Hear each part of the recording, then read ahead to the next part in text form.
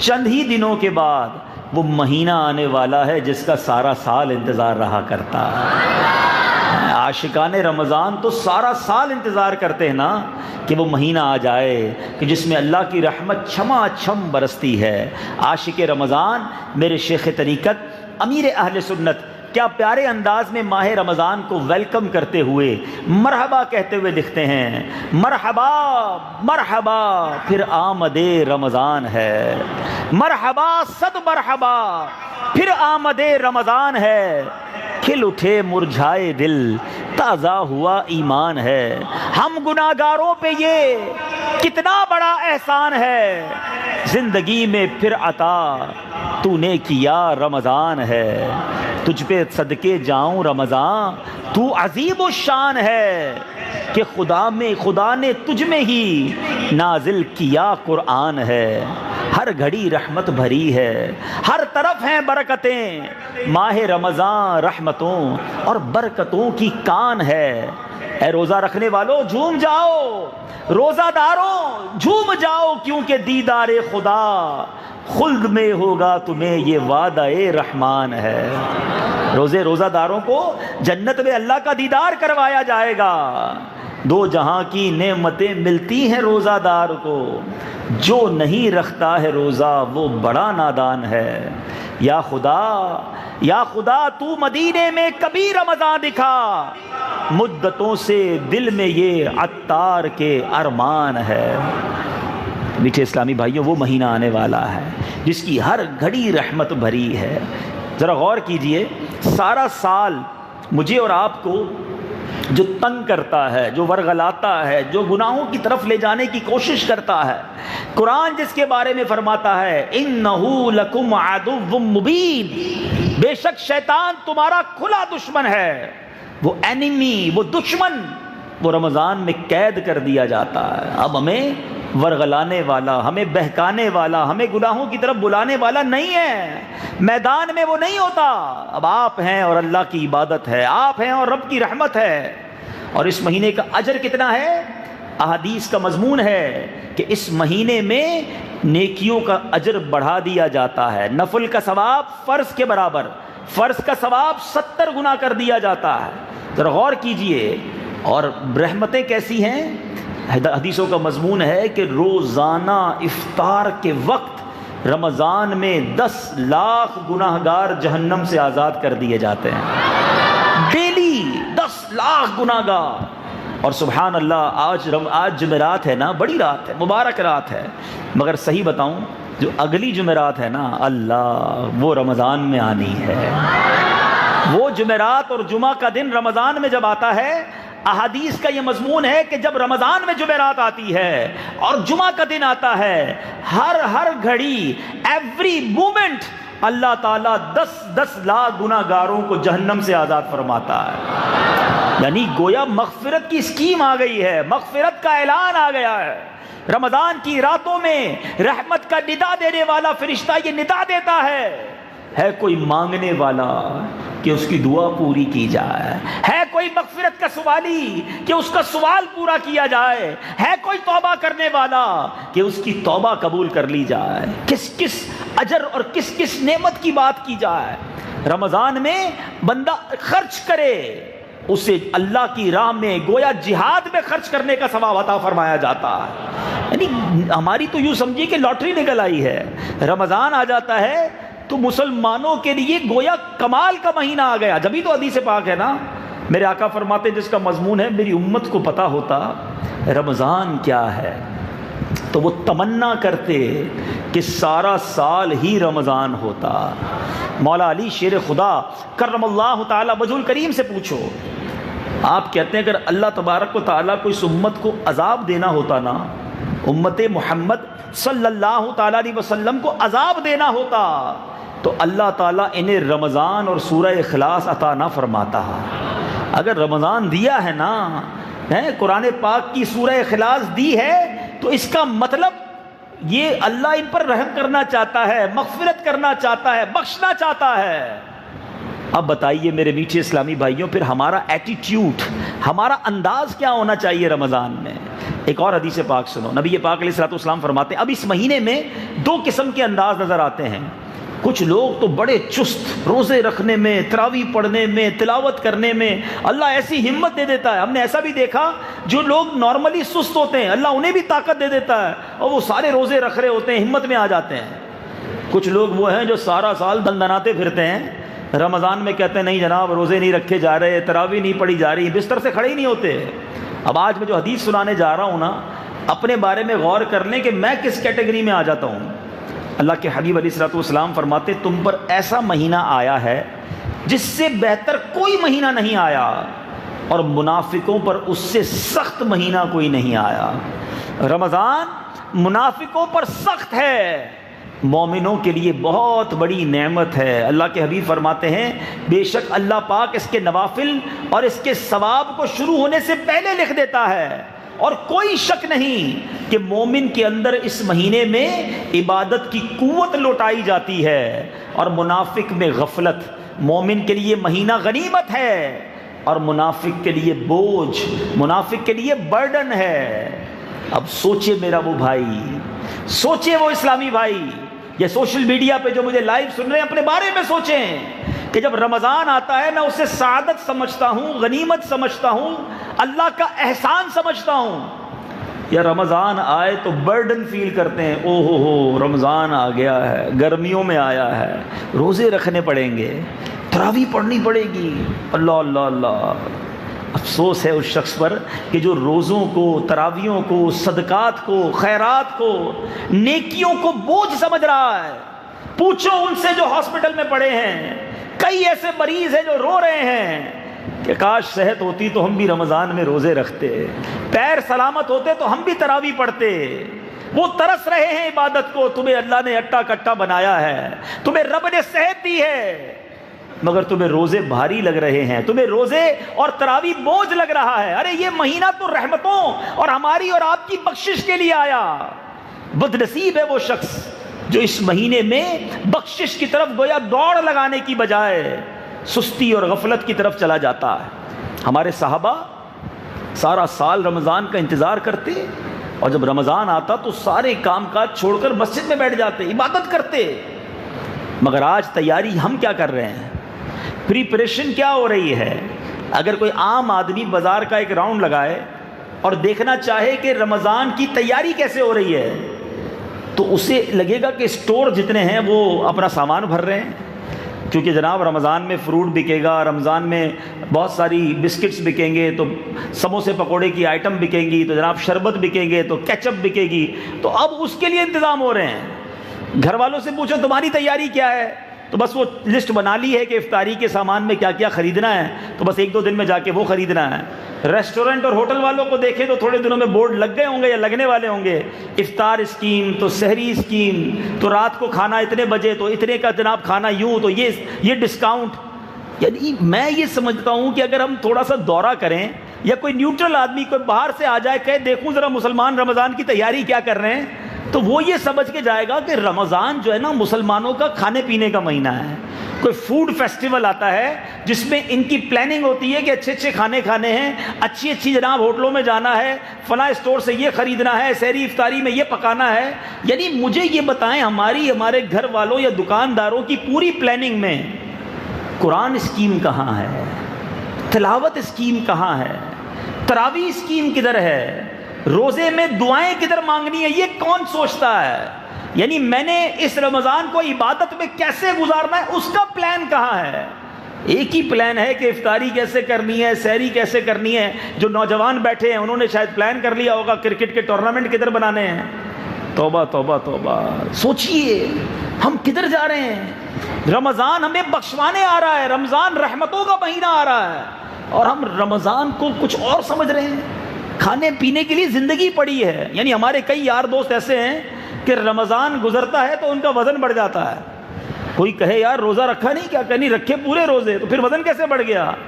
تو بھائی افطار میں اس لیے زیادہ کھاتا تھا کہ سارا دن بھوکا رہا، سحری میں اس لیے زیادہ کھاتا تھا کہ سارا دن بھوکا رہنا ہے، اور بیچ میں رات کو اس لیے کھاتا تھا کہ پھر موقع نہیں ملے گا. تو دن میں 4 بار کھانا کھاتے ہیں. تو رمضان 30 دن روزے رکھنے کے بعد 5 کلو وزن بھی بڑھ گیا. تو اس کا مطلب کیا کیا ہم نے رمضان میں؟ عبادت کدھر ہے؟ خدا را سمجھو. اگر آج کوئی ایسی اسکیم اناؤنس ہو جائے کہ جناب یہ 1 مہینہ ہے، اس میں جتنا کماؤ گے، جتنی بھی تنخواہ ملے گی اس کو ڈبل کر دیا جائے گا، 5 گنا کر دیا جائے گا، ہم کتنا کام کریں گے؟ کمال ہے یار، جتنا کمائیں گے 5 گنا. رمضان میں تو کئی گنا بڑھا دیا گیا اجر. مگر قرآن پڑھنے والے کتنے، قرآن سمجھنے والے کتنے، صحیح معنوں میں روزہ رکھنے والے کتنے. اچھا پھر روزے کو بھی بہت سارے لوگوں نے صرف کھانے پینے سے رکنے کا نام روزہ سمجھا ہے. سارا دن موبائل پہ بیٹھے ہیں. کیا کر رہے ہو بھائی؟ ٹائم پاس کر رہا ہوں. روزہ بہت لمبا ہے نا، تو ٹائم پاس کیا ہو رہا ہے؟ گیم کھیل کر ہو رہا ہے، فلمیں دیکھ کر ہو رہا ہے، ڈرامے دیکھ کر ہو رہا ہے، معاذ اللہ سوشل میڈیا پہ. اور کیا ہوتا ہے؟ آپ 2 گھنٹے فیس بک پر گزاریں گے، ان 2 گھنٹوں میں کیا دیکھا آپ نے؟ ارے یاد رکھو میٹھے اسلامی بھائیوں، آنکھ کا بھی روزہ ہے. آنکھیں حرام دیکھ رہی ہیں اور پیٹ بھوکا ہے. حدیث پاک کا مضمون ہے، جو بھوکا رہ کر گناہوں سے نہیں بچتا، اللہ کو اس کے بھوکے پیاسے رہنے کی کوئی حاجت نہیں ہے. ہم کہیں جناب میں روزہ دار ہوں، یہ کیسا روزہ دار ہے جس کی زبان جھوٹ بولتی ہے؟ روزے میں لوگ گالیاں نکال رہے ہوتے ہیں، اور پہلے 4-5 دن تو ہر آدمی روڈ پہ لڑ رہا ہوتا ہے. روزہ پہلی پورے سال میں دوبارہ رکھنے کا موقع ملا نہیں، اب روزہ رکھا، اس کا کسی کا سگریٹ چھوٹ گیا، کسی کا پان چھوٹ گیا، اب ہر آدمی پہ غصہ آ رہا ہے اس کو. رکشے والے، بس والے، مزدور، پھر اور روڈ پہ لوگ ایک دوسرے سے لڑ رہے ہوتے ہیں. روزے میں لڑائی یہ کیا ہے؟ نہیں میرے میٹھے اسلامی بھائیوں، آپ کے پورے بدن کا روزہ ہے. لڑائی جھگڑے کی اجازت تھوڑی مل جائے گی روزے میں، پھر گالیاں نکلتی ہیں، ہاتھ ہاتھا پائی ہوتی ہے. استغفر اللہ. یہ روزے کی روحانیت کہاں سے ملے گی؟ نبی پاک کا یہ فرمان یاد رکھو کہ روزہ رمضان مومن کے لیے غنیمت ہے اور منافق کے لیے بوجھ ہے. جس کو یہ فیل ہوتا ہے، جس کو یہ احساس ہوتا ہے کہ رمضان آتا ہے تو مجھ پر بوجھ پڑ جاتا ہے، وہ اللہ سے معافی مانگے، اللہ سے عرض کرے کہ مولا مجھے محبت رمضان عطا کر دے. سیکھو امیر اہل سنت سے، سارا سال روتے یا اللہ مجھے رمضان عطا کر دینا، سارا سال غم رمضان ہے ان کے دل میں، اور پوچھو امیر اہل سنت کے دل میں اب کیسی خوشی ہوگی. ایک ایک دن گزارنا گویا ان کے لیے بھاری ہوگا کہ جلدی رمضان آ جائے، بس میں رمضان میں داخل ہو جاؤں. ہیں کیوں؟ کیونکہ اگر کسی کا رمضان میں انتقال ہوا، بغیر حساب کے اسے جنت میں داخل کر دیا جائے. اس میں جینا بھی نعمت ہے، اس میں مرنا بھی نعمت ہے. ایک ایک سانس، روزہ دار کی ہر سانس پر اسے نیکی ملتی ہے. اس مہینے کی جو پہلی رات ہے نا، اللہ تعالیٰ میں جلدی جلدی ماہ رمضان صحت اور عافیت کے ساتھ نصیب فرمائے. پہلی رات، سبحان اللہ. اور رمضان پورے کی تو بات ہی کچھ اور ہے. حدیث پاک کا مضمون ہے، جب پہلی رات آتی ہے رمضان کی، اللہ تعالیٰ اپنے بندوں پر رحمت کی نگاہ فرماتا ہے. اور جب اللہ رحمت کی جس پر نگاہ فرمائے گا اس کو کبھی بھی عذاب نہیں دے گا. رمضان کی پہلی رات اور آخری رات، یہ دونوں بڑی کروشل ہیں. چاند رات رمضان کی، اور چاند رات جس کو ہم عید کی کہتے ہیں. پہلی رات خاص نگاہ رحمت کی رات، اور آخری رات اس کو علماء کہتے ہیں لیلۃ الجائزہ ہے، انعام کی رات ہے، مزدوری ملنے کی رات ہے. اب پتہ نہیں میں رمضان میں تو دوبارہ نہیں آ سکوں گا، تو حیدرآباد والوں آج آپ کو چاند رات، عید کی چاند رات کا بھی ایک پیغام دے دوں. سنیے گا، اللہ تبارک و تعالیٰ نے پورے مہینے میں کروڑوں بخشے نا. ہر روز 10 لاکھ، افطار کے وقت جمعرات اور جمعے کو ہر لمحے 10 لاکھ. اگر کیلکولیٹ کریں تو رمضان میں اگر اسی حساب سے بخشش ہوئی تو کروڑوں بخشے گئے. پھر رب کریم آخری رات فرشتوں سے پوچھتا ہے، اے فرشتوں ان لوگوں کے بارے میں کیا کہتے ہو جنہوں نے مزدوری کی؟ فرشتے عرض کرتے ہیں، مولا ان کو تو مزدوری پوری ملنی چاہیے. اللہ فرماتا گواہ ہو جاؤ میں نے ان سب کی مغفرت فرما دی ہے. بخشش کی رات ہے، مزدوری ملنے کی رات ہے. مگر سچ بتاؤ میرے بھائیوں، میرے میٹھے اسلامی بھائیوں، ہم چاند رات کو اکثریت مسلمانوں کی کیا کرتی ہے؟ عجیب ماجرا ہے. مجھے تو یہ سمجھ نہیں آتا کہ ہم کہتے نہیں ہیں، مگر ہمارا ایٹیٹیوڈ، ہمارا انداز پیغام کیا دیتا ہے. مثال دیتا ہوں، مغرب کی نماز پڑھی ہم نے 29ویں روزے کی یا 30ویں روزے کی، اللہ سے دعا کرتے ہیں اللہ ہمیں پورا مہینہ عطا فرمائے، پورے 30 روزے عطا فرمائے. لیکن اگر ہم نے 30ویں روزے کی مغرب پڑھی، ٹھیک ہے، اور مغرب کے بعد اعلان ہو گیا 29ویں روزے کی، 30ویں کو تو کنفرم ہی ہوتا ہے، 29ویں کو یا 30ویں کو پتہ چل گیا کہ بھائی رمضان ختم ہو گیا ہے. جتنے نمازی مغرب میں ہوتے ہیں کیا اتنے عشاء میں ہوتے ہیں؟ مجھے یہ سمجھ نہیں آتا کہ ابھی چاند دکھا ہے، مسجد گویا صدا لگاتی ہوگی کہ رمضان تو چلا گیا، یہ مسلمان کدھر چلے گئے؟ کیا میں اور آپ صرف رمضان میں مسلمان ہیں؟ کیا میں اور آپ صرف رمضان کے نمازی ہیں؟ ذرا سوچو نا، کیا اللہ نے صرف رمضان میں نماز فرض کی ہے؟ ہم کہتے نہیں ہیں، مگر ایٹیٹیوڈ، انداز کیا بتا رہا ہے کہ اے شیطان 30 دن تو بند رہا، اب تو چھوٹا ہے، ہم تیرے استقبال کے لیے حاضر ہیں۔ استغفر اللہ۔ ہم یعنی بتائیے نا اس کا مطلب کیا ہے؟ اس رات، صرف اسی رات، عید کے دن جو گناہ ہوتے ہیں وہ اپنی جگہ، مگر جو چاند رات، لیلۃ الجائزہ، انعام ملنے کی رات ہے، اس رات کو کتنے گناہ ہوتے ہیں۔ سنیما گھر کی ٹکٹیں بک ہو رہی ہیں، ڈراموں کی ٹکٹیں بک ہو رہی ہیں، بازار میں پیر رکھنے کو جگہ نہیں ہے، بڑی بڑی آواز میں میوزک بج رہا ہے، مرد عورت لڑکے لڑکیاں بازاروں میں گھوم پھر رہے ہیں، طوفان بدتمیزی ہے۔ ارے نہیں، کیا ہو گیا؟ مسلمانوں کو خوشی منانا ٹھیک ہے، مگر یہ کیسی خوشی ہے جس میں رب کو ناراض کیا جا رہا ہے؟ مثال دیتا ہوں، جس تاریخ کو آپ کو تنخواہ ملنی ہو، جس کو کہے سیٹ کہ بھائی کل آنا، کل تنخواہ لے جانا، اس دن تو بندہ زیادہ سیٹ ٹائم پہ جاتا ہے، طریقے سے بات کرتا ہے، اسی دن جا کر سیٹ صاحب کو ناراض کر دے، ہنگامہ شروع کر دے اپنے آفس میں، تو کوئی کہے بے وقوف آدمی، جس دن تنخواہ ملنی تھی اسی دن جھگڑا کر لیا، اسی دن حرکتیں خراب کی، تو نے عقل نہیں تھی؟ اب ذرا سوچے کہ جس رات اللہ فرماتا ہے انعام ملنے کی رات ہے، مزدوری ملنے کی رات ہے، اس رات کیا ہونا چاہیے تھا؟ آنسو ہوتے، گڑ گڑانا ہوتا کہ یا اللہ پورا مہینہ تو غفلت میں گزارا، مولا یہ رات اپنے کرم سے میری بخشش کر دے۔ ہمارا افطار کے وقت کیا حال ہونا چاہیے تھا؟ ناظرین غور کیجئے، ہر روز افطار میں 10 لاکھ گناہگار بخشے جائیں گے۔ افطار کے دسترخوان پر افراتفری ہوتی ہے، شربت آیا کہ نہیں، پکوڑے آئے کہ نہیں، چنے آئے کہ نہیں، فلاں آئے، ارے بھائی 10 لاکھ بخشے جانے کا وقت ہے، تم ان میں لگے ہوئے ہو، بعد میں کھا لینا۔ ہونا کیا چاہیے؟ سارے گھر والے ہاتھ اٹھاتے، والد بھی ہاتھ اٹھاتا، والدہ بھی اٹھاتی، بچے بھی اٹھاتے، اور سب کے آنکھوں میں آنسو ہوتے کہ اللہ آج بخشے جانے والوں میں ہم سب گھر والوں کا نام لکھ دے۔ پاکستان والوں کے لیے تو بڑی نعمت پتہ ہے کیا ہے؟ کہ عین اسی وقت مدنی چینل پر ایک شاندار دعائیہ اجتماع ہو رہا ہوتا ہے، سارے گھر والے اپنے گھر میں مدنی چینل آن کر کے بیٹھ جائیں، اللہ کے ولی کا دیدار بھی کریں، ان کے ساتھ دعا میں شامل ہوں، کروڑوں لوگ آمین کہہ رہے ہوتے ہیں، پتہ نہیں کس کی آمین کے صدقے ہمارا بیڑا پار ہو جائے۔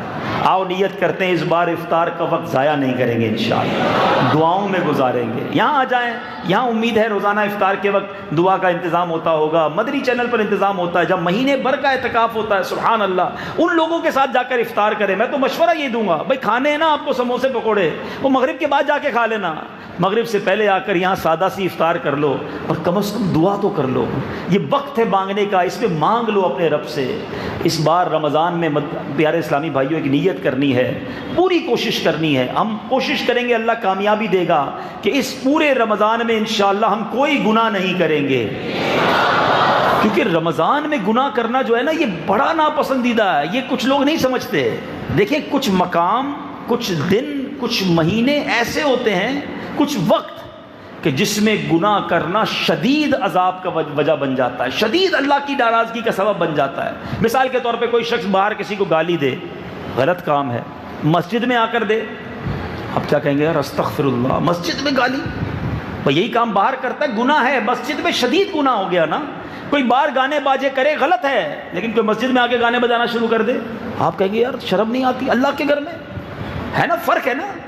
اسی طرح کوئی پاکستان میں گناہ کرے، ایک گناہ کا ایک گناہ ہے، کوئی مکے میں جا کے گناہ کرے، ایک گناہ کا لاکھ گناہ ہے۔ بالکل اسی طرح ماہ رمضان کے علاوہ گناہ کرے یقیناً ناپسندیدہ ہے، مگر جو رمضان میں گناہ کرے، خدا را سمجھو یہ مہینہ گناہ نہیں کرنے، بچنا ہے اپنے آپ کو۔ اتنا سخت عذاب ہے کہ ایک بار مولا علی کرم اللہ تعالی وجہ الکریم ایک قبر کے پاس سے گزرے، اور آپ نے اس قبر والے کے بارے میں اللہ سے عرض کی کہ یا اللہ میں اس قبر کے حالات دیکھنا چاہتا ہوں۔ اس قبر والے کو جب دکھایا گیا تو دیکھا کہ وہ قبر والا آگ میں الٹ پلٹ کیا جا رہا ہے، جل رہا ہے، عذاب، اور آپ کو پکار رہا ہے یا علی مجھے بچائیے، میری سفارش کیجئے، انا غریق فی النار وحریق فی النار۔ آپ نے اللہ کی بارگاہ میں دعا کی، مولا اس بندے کو بخش دے، معاف کر دے۔ ارشاد ہوتا ہے اے علی اس بندے کی سفارش نہ کریں، مولا علی کو منع کیا جا رہا ہے۔ کیوں؟ آپ نے کہا یا اللہ کیا وجہ ہے؟ فرمایا اے علی یہ بندہ دن میں تو روزے رکھتا تھا، رات گناہوں سے باز نہیں آتا تھا، روزہ دار تھا مگر گناہ بھی ساتھ کرتا تھا، قبر میں آگ بھڑکا دی گئی۔ اے رمضان میں گناہ کرنے والوں، اے رمضان میں فلمیں ڈرامے دیکھنے والوں، اے رمضان میں حرام کمانے والوں، اے راتوں کو دوستوں کے ساتھ تاش پتے اور حرام گیم کھیل کر اپنی راتوں کو خراب کرنے والوں، کرکٹ میچ کھیل کر لوگوں کی نیند خراب کرنے والوں، حقوق العباد تلف کرنے والوں، خدا را غور کرو۔ یہ رمضان اس لیے نہیں آیا ہے کہ اللہ کو ناراض کیا جائے۔ ایک ناراضگی، ایک گناہ کہیں رمضان میں ہماری بربادی کا سبب نہ بن جائے۔ بچاؤ اپنے آپ کو، ڈر جاؤ اس مہینے کے بارے میں کہ ایک تو رحمتیں برس رہی ہیں اور اس میں بھی میں گناہ کروں۔ میرا تو ایک ہی کام ہونا چاہیے کہ بس بخشا جاؤں، معاف کر دیا جاؤں، نکل جاؤں، اچھوں کے صدقے میں بھی بس نکل جاؤں، جنت میں پہنچ جاؤں۔ یہی فکر ہو، یہی آنسو ہو، یہی دعائیں ہوں کہ اللہ جن کے روزے قبول کیے ان کا واسطہ میرے بھی قبول کر لے، جن کی تراویح قبول کی ان کا واسطہ میرے ٹوٹے پھوٹے سجدے قبول کر لے، جن کے صدقے خیرات زکاتیں تو نے قبول کی، اے اللہ میری اخلاص سے آری زکات، اخلاص کے بغیر دیے ہوئے صدقے چھوٹے موٹے جو میں نے دیے مالک قبول فرما لے۔ ہمارا کام تو رمضان میں ایک ہی ہونا چاہیے۔ کیوں؟ وہ آمین یاد رکھنا میٹھے اسلامی بھائیوں، جس میں نبی پاک علیہ الصلوۃ والسلام نے فرمایا کہ پیارے آقا نے ممبر اقدس پر قدم رکھا اور آمین کہا۔ لوگوں نے کہا حضور آپ نے آمین کیوں کہا؟ ارشاد فرمایا جبریل امین آئے تھے اور انہوں نے دعا کی جس کا مضمون یہ ہے کہ یا اللہ وہ برباد ہو جائے جو رمضان پائے اور اپنی مغفرت نہ کروا سکے۔ اللہ کے حبیب فرماتے میں نے اس دعا پر آمین کہی ہے۔ سوچو تو صحیح، اے حیدرآباد میں اتنی بڑی تعداد میں آنے والے عاشقان رسول، سوچو کہ دعا کرنے والا کون ہے؟ جبریل امین ہے، فرشتوں کے سردار ہیں، اور اس دعا پر آمین کہنے والے ہمارے آقا نبیوں کے سردار ہیں۔ There is no doubt، اس دعا کے قبول ہونے میں کوئی شک نہیں ہے۔ اس کا مطلب وہ بندہ برباد ہی ہوگا جو رمضان کو حاصل کرے اور اپنی بخشش نہ کروا سکے۔ پلیز تیار ہو جاؤ، اپنے آپ کو خوب نیکیوں کے لیے تیار کر لو، گناہوں سے بچانے کے لیے تیار کر لو، اور اس کے لیے ہمیں بری صحبت چھوڑنی ہوگی۔ وہ دوست نہیں چاہیے جو کہیں چلو بھائی چلو رات رمضان کی تو گھومنے پھرنے کی، کھانے پینے کی، کھیلنے کودنے کی ہے، ٹائم پاس کرنا ہے۔ مجھے نہیں چاہیے وہ دوست۔ اگر آپ گناہ سے نہیں بچ سکتے نا، میں آپ کو پلیز جو آپ کو بھائیوں والا مشورہ دے رہا ہوں، آپ کو لگتا ہے کہ یار میں نیکیاں بھی نہیں کر سکتا اور گناہوں سے بچنا بھی بہت مشکل ہے، تو آپ بہتر یہ سو جائیں، وہ آپ کے لیے زیادہ بہتر ہے۔ جاگ کر گناہ کرنے سے بہتر ہے آپ زیادہ سو جائیں۔ لیکن مشورہ یہی دوں گا کہ سونے کے لیے، کھانے کے لیے، گھومنے پھرنے کے لیے ساری زندگی پڑی ہے۔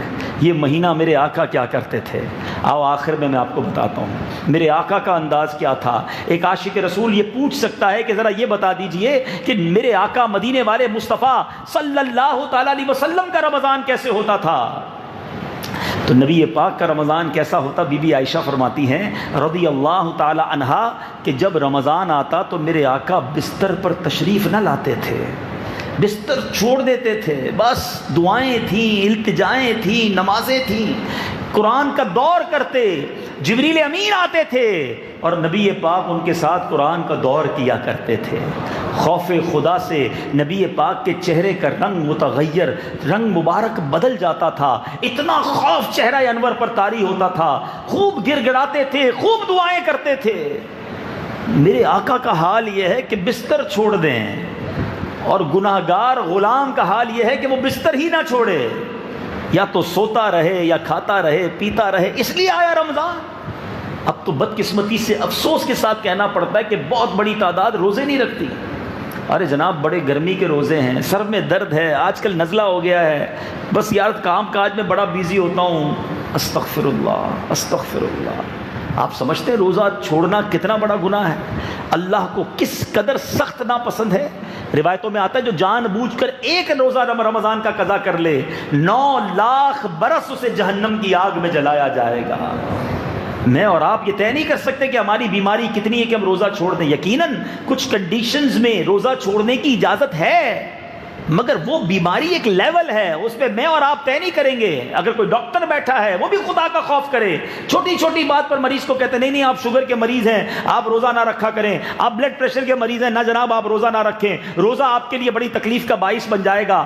اللہ کا خوف کرو، واقعی دیکھو کہ یہ روزہ رکھنا اس کے لیے بیماری کا باعث بنے گا۔ میرے آقا فرماتے ہیں، حدیث پاک کا مضمون ہے، روزہ رکھو صحت مند ہو جاؤ گے۔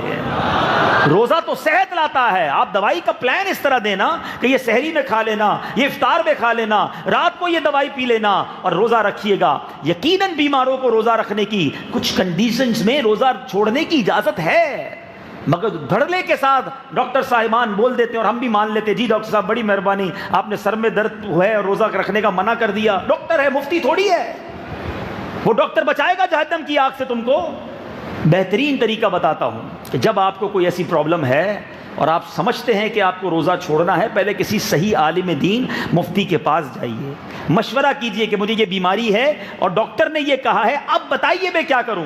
اب اگر مفتی اسلام آپ کو کہتے ہیں کہ ٹھیک ہے آپ کو اجازت ہے روزہ چھوڑنے کی، پھر یہ ہمت کرو نا، ورنہ روزے کی برکتیں ایسی ہیں، حدیث پاک کا مضمون ہے کہ اگر بندہ رمضان کا ایک روزہ قضا کر بھی لے اور ساری زندگی اس کے بدلے روزہ رکھے یا پورا سال بھی روزہ رکھے تو اس ایک روزے کی برکتیں نہیں پا سکتا۔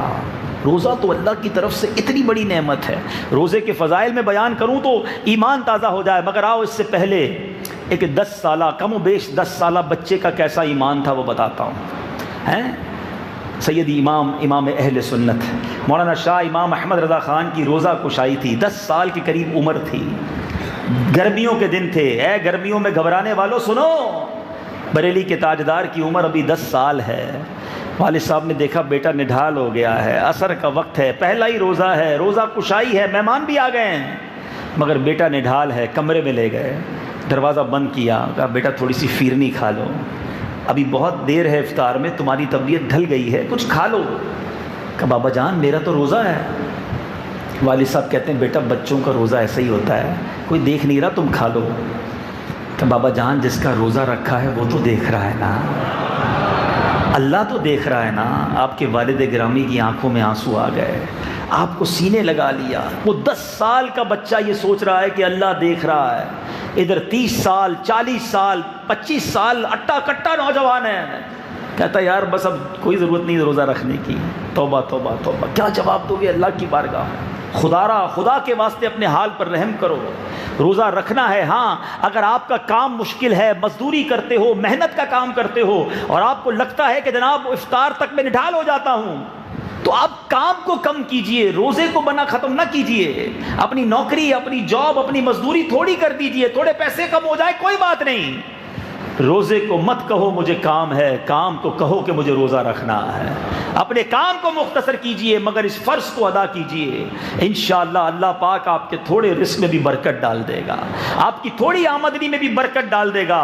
مگر روزہ چھوڑ کے جو آمدنی کی طرف اور جو پیسے کی طرف جاتے ہیں، یاد رکھنا یہ پیسہ ہی تمہارے لیے سانپ اور بچھو بن جائے گا۔ روزے کے فضائل کیسے کیسے احادیث سے ملتے ہیں۔ نبی پاک علیہ الصلوۃ والسلام فرماتے ہیں 5 نمازیں اور جمعہ اگلے جمعے تک اور ماہ رمضان اگلے ماہ رمضان تک گناہوں کا کفارہ ہے، جب تک کبیرہ گناہوں سے بچا جائے۔ سبحان اللہ، میرے آقا فرماتے روزہ باطنی عبادت ہے، کیونکہ ہمارے بغیر بتائے کسی کو علم نہیں ہو سکتا کہ ہمارا روزہ ہے، اور اللہ پاک باطنی عبادت کو زیادہ پسند فرماتا ہے۔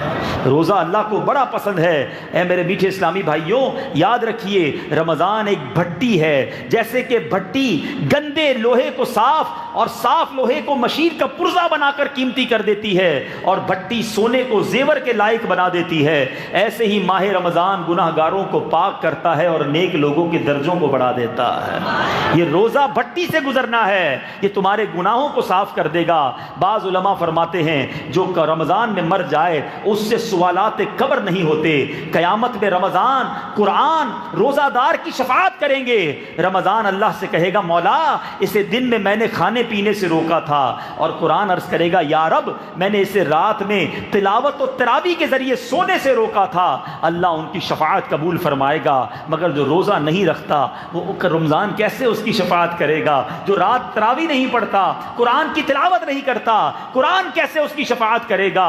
رمضان کو تھام لو، قرآن کو تھام لو، روزوں کو تھام لو، پھر دیکھو اس مہینے کی برکتیں کیسے ملتی ہیں۔ اب آئیے آخر میں ایک اور وہ کام جو میرے آقا اس مہینے میں خوب کیا کرتے تھے، اور وہ کام ہے، احادیث میں آتا ہے نبی پاک سے بڑا سخی کوئی نہیں ہے، آقا سے بڑا عطا فرمانے والا کوئی نہیں ہے، مگر جب رمضان کا مہینہ آتا تو نبی پاک کی سخاوت تیز آندھی سے زیادہ چلنا شروع ہو جاتی تھی، ہر سائل کو عطا فرماتے، ہر کسی کو عطا فرماتے، اور میرے آقا تو وہ ہیں جو آج بھی سب کو عطا فرما رہے ہیں۔ واہ کیا جود و کرم ہے شہ بطحا تیرا، واہ کیا جود و کرم ہے شہ بطحا تیرا، نہیں سنتا ہی نہیں مانگنے والا تیرا۔